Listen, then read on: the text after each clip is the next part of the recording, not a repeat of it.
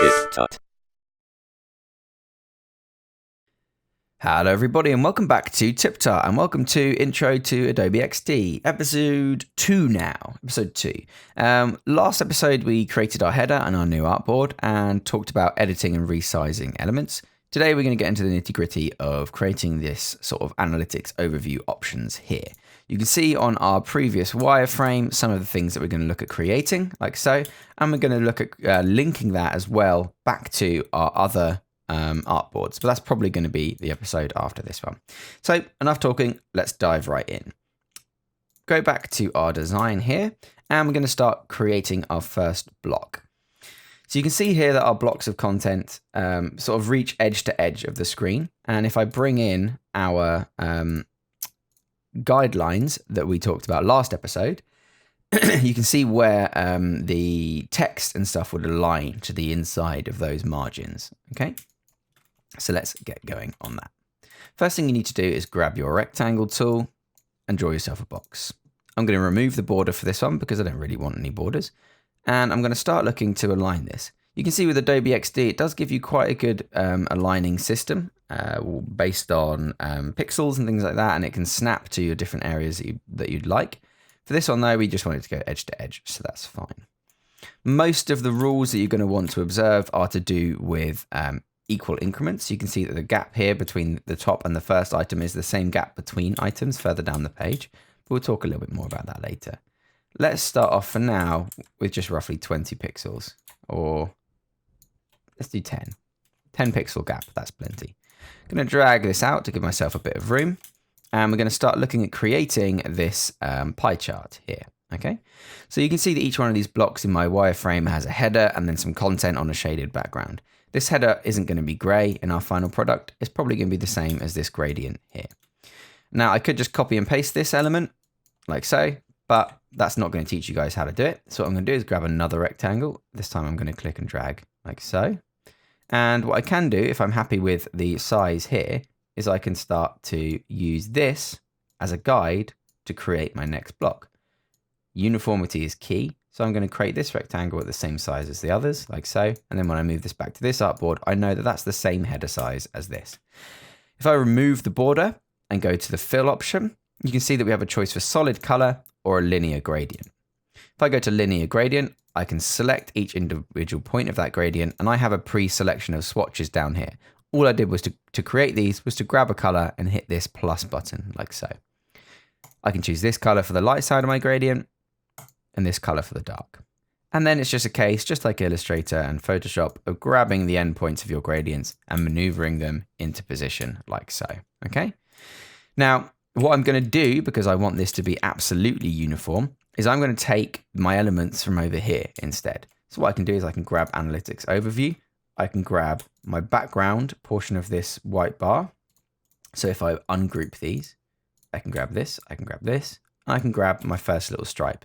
If I copy this and paste it onto my new artboard, I can then start positioning this over my other block. And now I know that that is exactly the same as the other page. And uniformity in app design is key.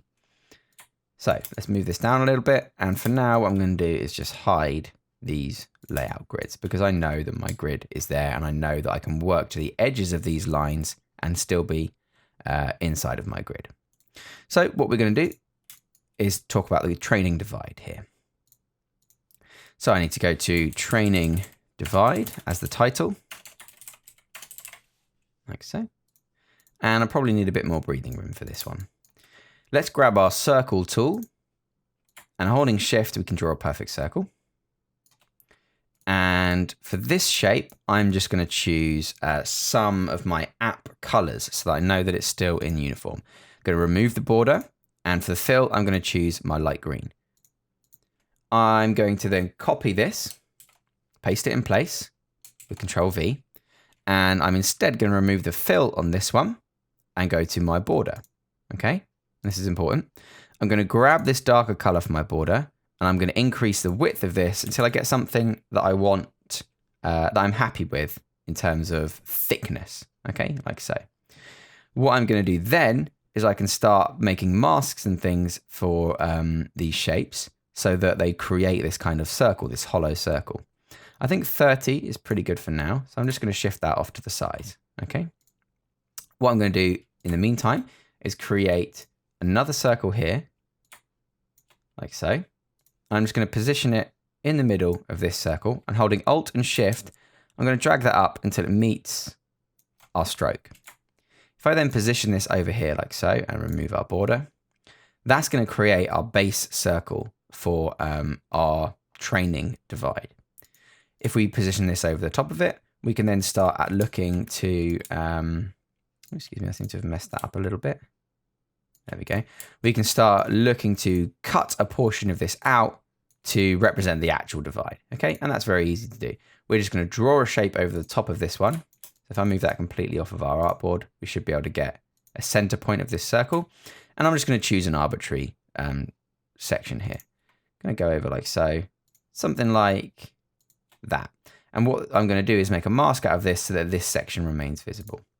I'm going to make this shape have a fill and remove the border. And then selecting both of these two shapes, the underneath and the one on top, I'm going to choose right click and mask with shape. And that just gives us the remaining shape here. Now it will base the transform tools on the shape above. It doesn't really matter, apart from you might end up accidentally selecting it. So it's best to make sure that you're selecting things pretty close to the shape of the original. And there you go. We have our pie chart. I'm going to shift this over to the left-hand side. So you can see that now where the edge of that mask is, it's trying to align that. So it might be best to just physically align it like so, and then move that shape down. That will do. And we've got our group we're pretty happy with. What I might do is group that together and then just decrease the size a little bit. Maybe something like that.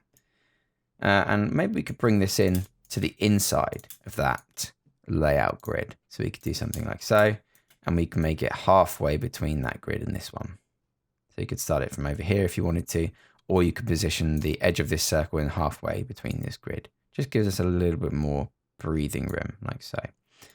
Let's, now that we've shrunk this circle down, we're going to have to go and select this border here, and we're going to have to reduce this a little bit until it matches. Something like a 24 should work. Oh, that was an almost perfect guess. Let's try that again. And this time, let's try 23. Or a 23.5. Perfect. Okay, good. So we're happy with that circle. What we can do now is start to add this other information that we saw here. 30% ghee, 70% no ghee. So for this one, we will need either a square or a circle, depending on your style choice. So I'm going to choose a square for now. And I'm going to give it a size of 16 by 16. That seems about right. Maybe that's a bit large. Let's do 12 by 12. I'm going to align this with the edge of one of our grids. And probably, for now, the center of our circle. And then I can shift that when we create our second block. If I remove that border, I can eyedropper the fill, so I know that it's the exact section, or I can choose from our swatch palette here. I then need a piece of text. And this is going to be, what's that? That's about 65. Let's call it 65% ghee. It doesn't matter what that means. That's just a jiu-jitsu term. I'm going to make this fill a dark gray. And I'm going to make sure it's the right font. But what I'm going to do is I'm going to bold the 65%, like so. I'm going to align that with the center of my square, which might need to be a bit bigger for us to get an exact center. So let's do that. And we can align it with the align tool like so. Perfect. I'm going to duplicate this now. Change this square to the darker color with my eyedropper. And change this value to 35% no ghee. Grabbing both of those like this. I'm going to group them together. And I'm going to align them to the center of my circle and on our guideline here. And there you go. We have our first block complete. We can squash that down until we're happy with it, like so. And we can remove the guidelines so we can see what that looks like in context. Not too bad, to be honest. I think I prefer this one because it's slightly larger. It takes up a bit more of the block. So if we wanted to, we could increase that size. Another way to make this is you could make this element in Illustrator and then copy and paste that into here, and it will respect it as a vector SVG drawing. What that means is you won't have to edit it quite so much if you wanted to sort of reduce the size of this inner circle. For example, if I come in here and I reduce this down, that's fine, but I'm then going to have to increase the size of this stroke, for example. What I could do is make this stroke as thick as I'd like so, and just increase, maybe make it 40, yeah? Then I could come out of this and I could bring this circle on top and make that a bit easier to manage. Like that. Just makes it a bit easier to control, and that looks a little bit thicker. If we increase the size of this, make it fill up the space a bit more. Again, if you wanted to, you could push that to the edge. I think it looks a little bit better when it's inset, like so. And then that uses the space just a little bit better inside of our block here, like so. Okay, not bad. That is our first block done. Now, I took quite a lot of time to do that one. It's quite simple. What we're going to do is we're going to take a look at this graph now so you can get used to working with lines. And then that'll probably be it for this episode, to be fair. So let's recreate this graph here. What I might do, just for reference, is I'm just going to copy. If I go to my design view, just for reference, I'm going to copy this block and paste it into my new section here. And then I'm going to recreate it for you. So this is just here, just so that I know what I'm doing. So let's duplicate our training divide block. So we know that everything's in the right place, and then just change the title. Okay, perfect. For this one, I don't need this break because what I'm probably going to do is give this a background. I've realized I didn't copy every element from that other section there. So let me just go and grab those. I must have mistakenly missed those out. There we go. That's better. Just quickly check I didn't leave them behind there. No, I didn't. Okay, so we'll take our days trained this week and we'll start looking at building this graph. We're going to need a bit more room for this one. We can get rid of all of this, like so. And we're going to create this little block on the bottom here. That's nice and easy to do. I'm just going to copy and paste that, like so.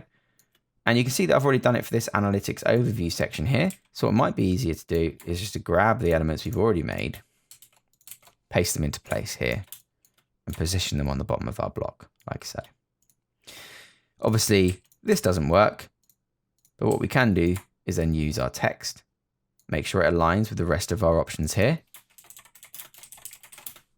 and start looking to edit. So for example, Monday, and then Tuesday, Wednesday, Thursday, Friday. Let's make this bold.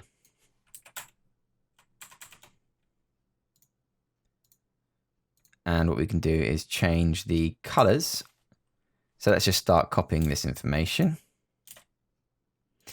Now, what I'm not doing is copying the information from my other artboard, this one, because A, I want to show you how it works, and B, I don't know that that information is going to be 100% correct. These colors, for example, are going to be slightly different from my wireframe than the colors that I've chosen in the color palette for my new one. So what we're going to do is just spread this out a little bit, give it a bit more breathing room because it looks a bit stuck together. Like so. That looks about right. Now don't worry about this stuff overlapping. You can see that it doesn't actually show. And obviously in the real app, we'll be able to show that people could interact with this by dragging left and right. For now though, that's fine. What I am going to do is I'm going to grab this box here and paste it on top, copy and paste. And then I'm going to change the fill to a linear gradient. For the first and last blocks, I'm going to choose the same color. But on this final block here, I'm going to reduce the opacity of it down to 0. And you'll see why in a second. If I squish this down and actually, if we go back to our linear gradient, we can add another stop point about a third of the way in where we're going to make it full. What this does is this gives us a block of content, of color content that is fully opaque, and then another block of content that is fully transparent. What we can do with this is bring this into the edge of our line here so we know that it's aligned. And we can start to fade out some of our content. That gives us a nice long fade that we can adjust.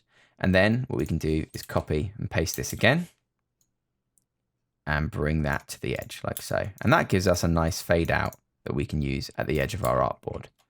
So like so, start to fade out that content. And what you can do is if you can grab both of these and you can squish them down if you want it to be shorter. If you want the gradient to be longer, you can sort of drag that out a bit. And I think that looks okay. Just implies with that gradient that there's more information there. All right, perfect. Next up then is drawing this information here. I'm just going to quickly add in a couple of spaces there, like so. Okay. Let's create our graph. I'm going to use this line as the very, very edge. And I'm just going to drag it down to the bottom so that I can know at a glance that that's where the edge of our frame should be. I'm going to draw another line like so, just above it. And this can be the edge of our graph. Bring that into alignment there. And I'm going to copy and paste that and rotate it around. And that can be the height of our graph, like so. What I'm going to do is place it right on the edge and then just press Shift and right once towards the right and once down. And that creates our overlap. And we know that that's perfectly symmetrical. We can then drag that up like so. Maybe we want to go one more in, but we'll find out in a second. What we can probably do is add in our little corners as well. If you go to your pen tool, you can select the end of that, go out until the edge of your line here, and just click. Pressing Escape will cancel that out. And you could do the same down on the other end here with your pen tool selected. Select like so, and come out the same amount of distance and press Escape. And that creates our little lips like so. Now, if we select all of this and we start to just scale, you'll notice that the corners don't change, which is great for us. If you press Shift whilst you scale that, the distance or length of these little corner elements does change. So there's two types of scaling inside of Adobe XD. Without Shift held, what I'm going to do is I'm just going to shift this in just a little bit and down a little bit as well. Then when I group this, I'll be able to center it on the page and it will have a nice equal amount of padding between the edge of my line here and the edge of my line here. And that gives us a nice equal centrally aligned graph. Okay. Now we've got more information here, Monday, Tuesday, Wednesday, Thursday, Friday, Saturday. That's fine. What I'm going to do is I'm going to add that information in like so. Let's make this nice and small, maybe 10. That's small enough. That looks good to me. We can place Monday here. We can place Sunday here. Like so. And then we need a Saturday, Friday, Thursday, Wednesday, and a Tuesday. We'll just quickly type those out.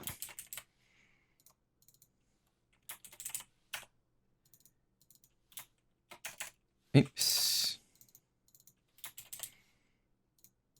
Now, the align tool here is very powerful. If we select all of our days of the week and make sure that we're happy with the positioning of our Monday and our Sunday, all we need to do is just press this button here, which is distribute horizontally, and that will spit them out equally for us.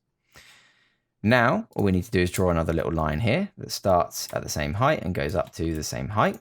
And just double check that that's pixel perfect, which at the moment it isn't. So we'll just fix that. Maybe these can come out a little bit shorter anyway. 9.5, 10 pixels will do. We'll just pop that there on the edge of our screen.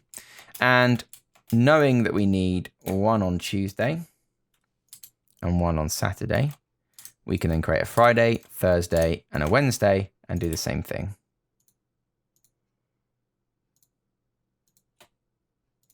Like so. Perfect. Looks pretty good.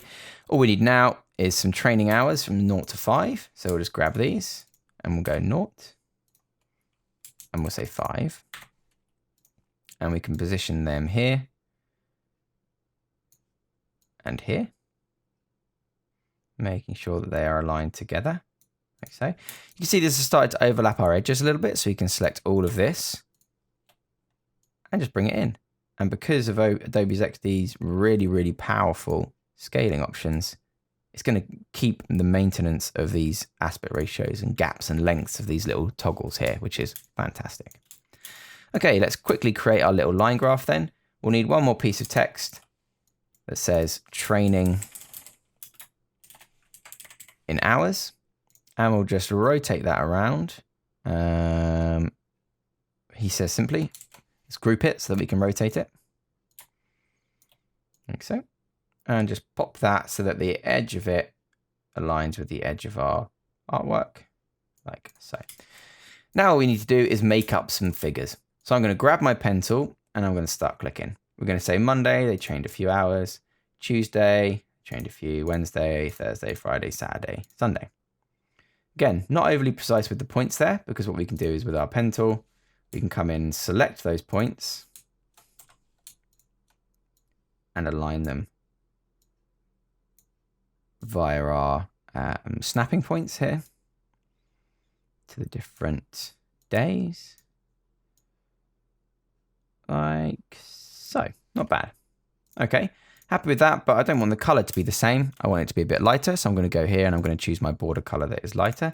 And you can also see that this is now on top of this line, which you probably don't want. We want this one to be in front of it, just because it looks a bit messy otherwise. Now we can just grab our circles and create a small circle, maybe 8. Maybe let's try 10. 10 is quite large. Let's keep it at 8. 8 by 8. And we're going to remove the border. And we're going to make the fill a nice green color because there's not quite enough color on this one yet. All we have to do now is grab these points and just align them by holding Alt and dragging to duplicate and just align them over the points of our graph. And there's one here, subtle one, and one here, and then a final one here, like so. And voila, we are done. I'm going to grab this because the whole thing's a little bit too tall, and I'm just going to shimmy it down like so. Perfect. Happy with that. Once you're happy with it, select everything and hit group. We can then position this up underneath. And something I really love about Adobe XD, which I hope they translate to everything else, is when you press the directional buttons, it tells you in pixels the gap between the original point and the point that you've moved it to.